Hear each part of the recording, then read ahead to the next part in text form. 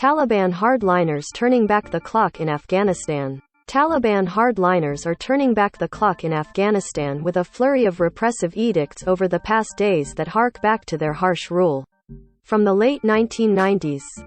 Islamabad.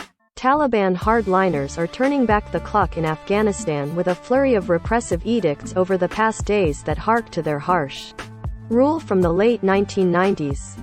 Girls have been banned from going to school beyond the 6th grade. Women are barred from boarding planes if they travel unaccompanied by a male relative. Men and women can only visit public parks on separate days, and the use of mobile telephones in universities is prohibited. It doesn't stop there. International media broadcasts, including the Pashto and Persian BBC services, which broadcast in the two languages of Afghanistan, are off the air as of the weekend. So are foreign drama series. Since the Taliban seized control of the country in mid-August, during the last chaotic weeks of the US and NATO pullout after 20 years of war, the international community has been concerned they would impose the same strict laws as when they previously ruled Afghanistan. The latest assault on women's rights came earlier this month, when the all-male and religiously driven Taliban government broke its promise to allow girls to return to school after the 6th grade. The move stunned much of the world, and many in Afghanistan, especially after the Taliban had given all the necessary assurances that this was not going to happen. The United Nations has called the banning of international media broadcasts another repressive step against the people of Afghanistan. The website of the BBC Pashto service said it was a worrying development at a time of uncertainty and turbulence. More than 6 million Afghans consume the BBC's independent and impartial journalism on TV every week, and it is crucial they are not denied access to it in the future, BBC World Service's head of languages Tariq Kafala said in a statement Sunday.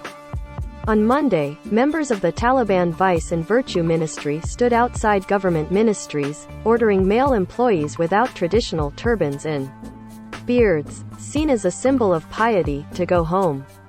One employee who was told to go home said he didn't know if and when he would be able to return to work. He spoke on condition of anonymity, fearing for his safety. According to a senior Taliban official and Afghans familiar with the Taliban's leadership, the push to return to the past, which resulted in the edicts, emerged from a 3-day meeting last week in the southern city of Kandahar, the birthplace of the Taliban. They say the edicts stem from the demands of the Taliban's hardline supreme leader, Hibatullah Akhundzada, who is apparently trying to steer the country back to the late 1990s, when the Taliban had banned women from education and public spaces, and outlawed music, television and many sports. The younger among the Taliban do not agree with some of these edicts, but they are not comfortable contradicting the elders, said Tariq Farhadi, an analyst who surveyed as advisor to previous Afghan governments. Farhadi, who has been in contact with Taliban officials since their return to power, did not elaborate. The more pragmatic among the Taliban are resisting the edicts, or at least silently ignoring them, Farhadi said. Since their takeover of the country, the Taliban have been trying to transition from insurgency and war to governing, with the hardliners increasingly at odds with the pragmatists on how to run a country in the midst of a humanitarian crisis and an economy in free fall. The Taliban leadership today is different from the one-man rule of Mullah Muhammad Omar, the reclusive founder of the Taliban movement in the mid-1990s who reigned with a heavy hand. A divide is growing between some within the old guard, who uphold the harsh rule of the past, and a younger generation of Taliban leaders who see a future of engagement with the international community. The younger generation sees rights for both men and women, though still within their interpretation of Islamic law, but one that allows school for girls and women in the workforce. The younger Taliban need to speak up, said Farhadi. Still, Akhundzada has modeled himself on Mullah Omar, preferring to stay in remote Kandahar, far from the eyes of the public, rather than rule from the Afghan capital of Kabul. He also adheres to Pashtun tribal mores, traditions where women are hidden away and girls are married off at puberty.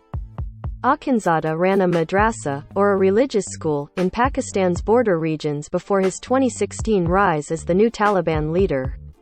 Those with knowledge of Akhundzada say he is unconcerned about international outrage over the latest restrictive Taliban edicts and about the growing discontent and complaints from Afghans, who have become increasingly outspoken. It was Akhundzada who reportedly vetoed the opening of schools to girls after the 6th grade, as the Taliban had promised to do in late March, at the start of the new school year. On Saturday, dozens of girls demonstrated in Kabul, demanding the right to go to school. Ethnic Pashtuns elsewhere have resisted Taliban adherence to tribal laws. In Pakistan, where ethnic Pashtuns also dominate the border regions, movements such as the Pashtun Rights Movement have emerged to challenge backward tribal traditions and disavow Taliban interpretations of Islamic law.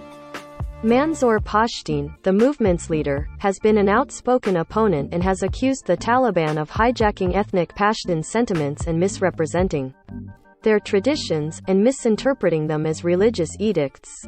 Akhundzada's onslaught against progress comes at a time when the health of the Taliban-appointed Prime Minister, also a hardliner, Hassan Akhund, is reported to be deteriorating. Akhund did not meet with China's Foreign Minister Wang Yi last week, when the top Chinese diplomat made a surprise one-day visit to Kabul. Farhadi has hope the younger, more pragmatic Taliban leaders will find their voice and urged for an outreach to them by Islamic countries and scholars, as well as Afghan scholars and political figures. The Taliban movement needs a reform, said Farhadi. It is slow to come and it is frustrating for everyone involved. But we mustn't give up. Follow Kathy Gannon on Twitter at www.twitter.com/KathyGannon.